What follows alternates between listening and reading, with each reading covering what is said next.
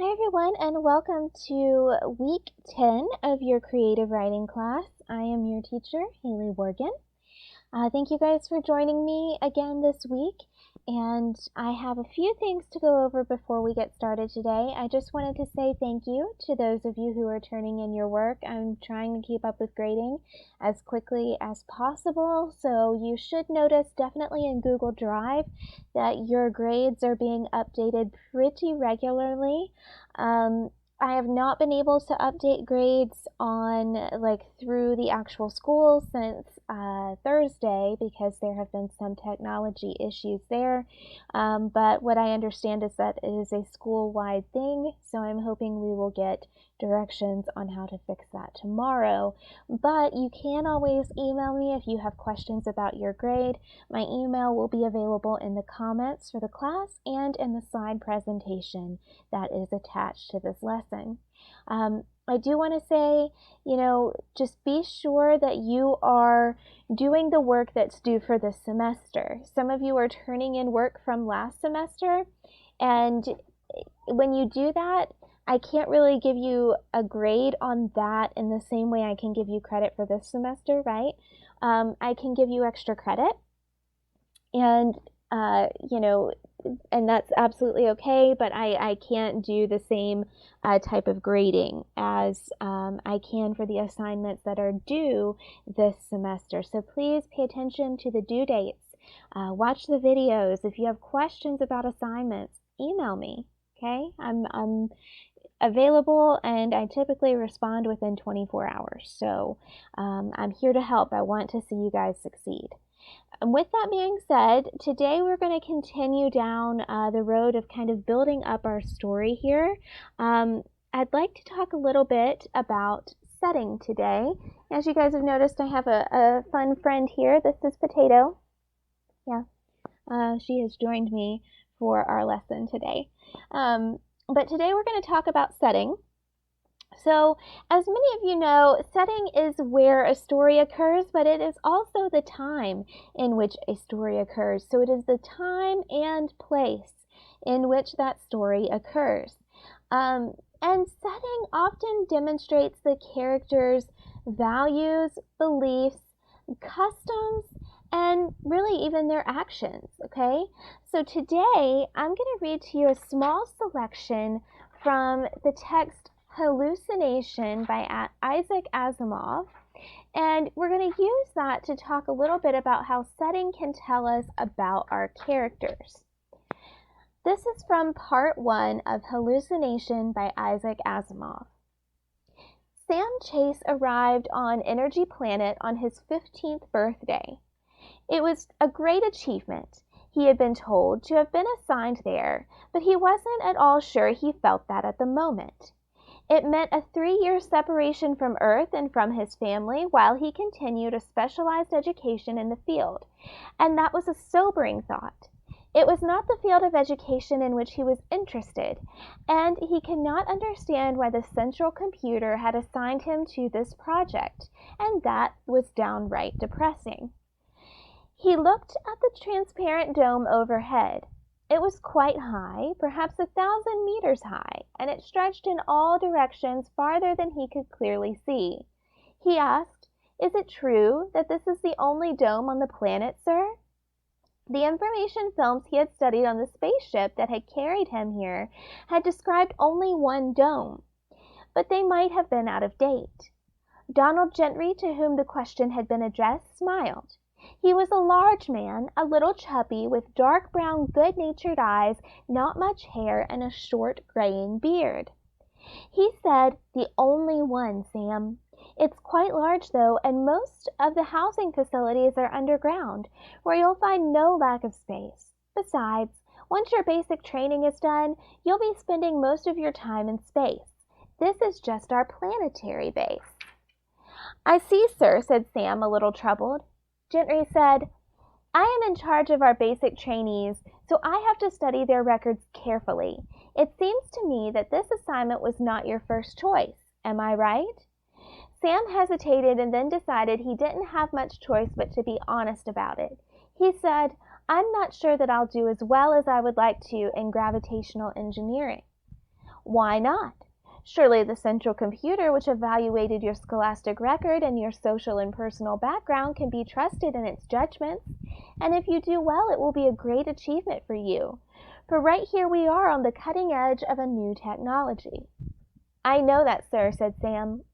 Back on Earth, everyone is very excited about it. No one before has ever tried to get close to a neutron star and make use of its energy.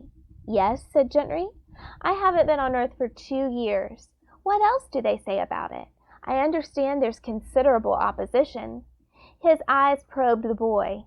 Sam shifted uneasily, aware he was being tested. He said, There are people on Earth who say it's too dangerous and might be a waste of money. Do you believe that? It might be so, but most new technologies have their dangers, and many are worth doing despite that. This one is, I think. Very good. What else do they say on Earth? Sam said, They say the commander isn't well and that the project might fail without him. When Gentry didn't respond, Sam said hastily, That's what they say. Gentry acted as though he did not hear. He put his hand on Sam's shoulder and said, Come, I've got to show you to your corridor, introduce you to your roommate, and explain what your initial duties will be. As they walked toward the elevator that would take them downward, he said, What was your first choice in assignment, Chase? Neurophysiology, sir. Not a bad choice. Even today, the human brain continues to be a mystery.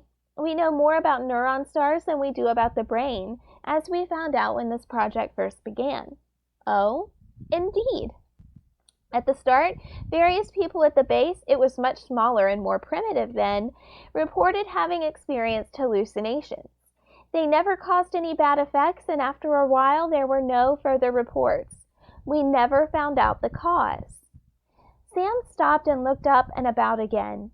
Was that why the dome was built, Dr. Gentry? Not at all. We needed a place with a completely Earth-like environment for various reasons. But we haven't isolated ourselves. People can go outside freely. There are no hallucinations being reported now.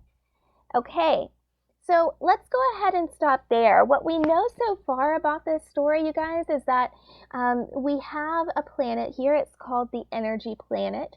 Sam Chase has arrived there to begin his mission, and he's not exactly happy about it. It was not his first choice, but he has been told he has to complete it nonetheless. So, I want you to start to consider, what have you learned so far about where and when the story takes place? Well, obviously, it takes place on the Energy Planet, right? And there is a dome large enough on this Energy Planet to really take care of and kind of cover this whole community, right? So, and we also know that Sam came to the planet on a spaceship.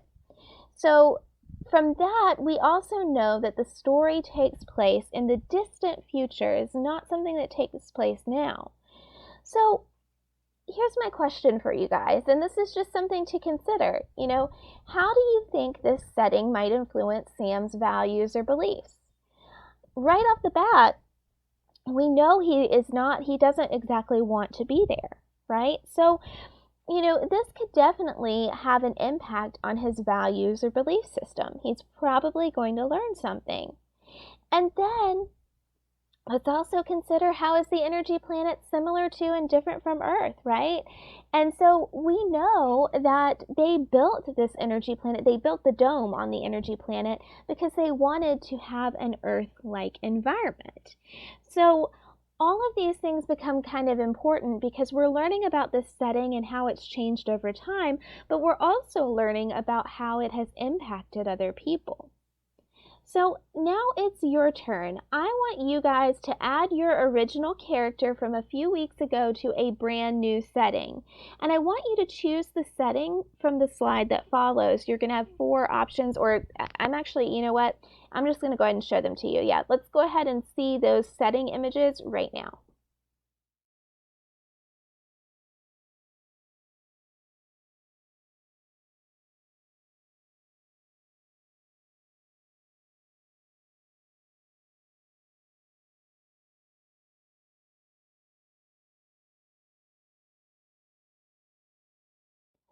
Okay, So here's the thing. You guys can take your character to your setting of your choice on a trip. You can have them recall a memory at that location. You can even have them dream about it, which is what you're going to see in my example, okay? And I want you to write 250 to 500 words about your character at the location you choose and send it to me via Google Docs by this Friday, March 19th at 11:59 p.m. And again, you can email me at any point with any questions. So here's my example. The escalators. It took about 6 months after my wife passed away before I had the dream. Most of the time I close my eyes and drift off to sleep, and I awake in the morning without a single memory of the movie my mind played for me the night before. The escalator dream haunts me, however, and these days I can't seem to shake it off.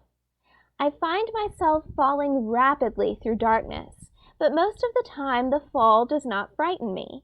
I know without a doubt I will land on my feet.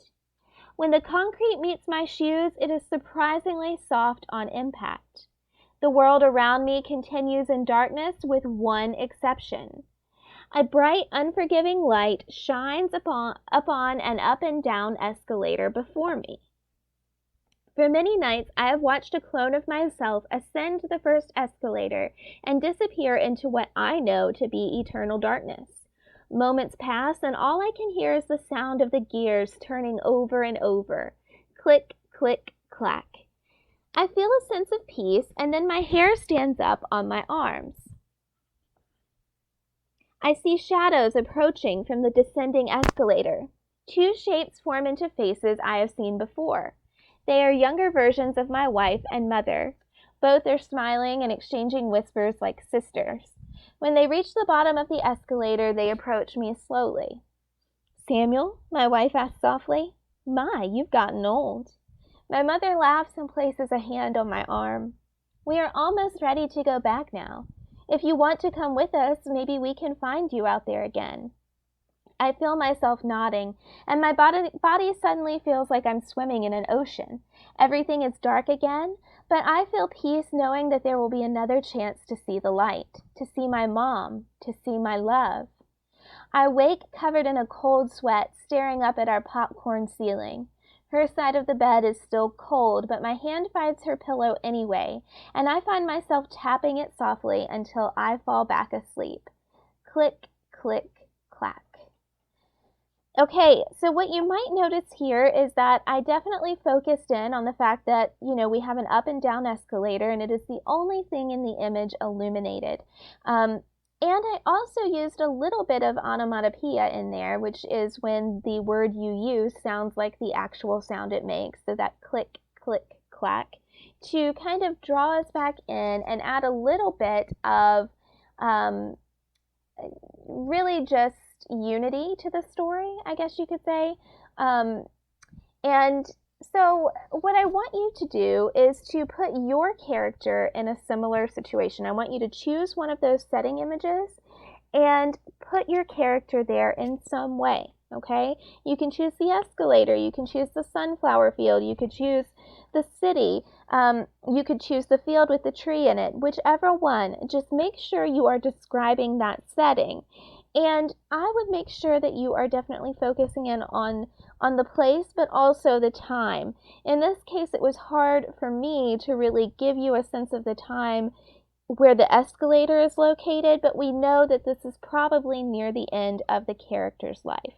And that we know that it's happening in his dreams, so it's likely happening at night, right? But I hope that's helpful for you. And again, your assignment is due this Friday by 11:59 p.m. I look forward to reading them. If you have any questions, let me know. And I will have office hours this Wednesday again from 3:35 p.m. until 4:35 p.m. And I'll post that link in the Google Classroom. All right, guys, have a great week, and I'll see you soon. Bye.